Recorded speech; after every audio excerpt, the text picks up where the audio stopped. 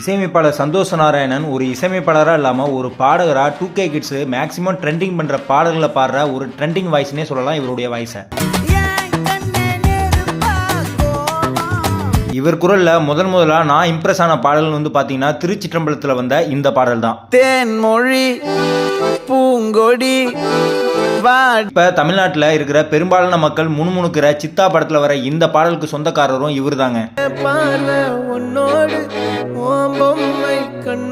ஜெகமே தந்திரம் படத்தில் ரக்கிட ரக்கிடன்னு வாய்ஸ்லேயே ஒரு தாளத்தை போட்டிருப்பாரு சந்தோஷ் நாராயணன் அவர்கள்.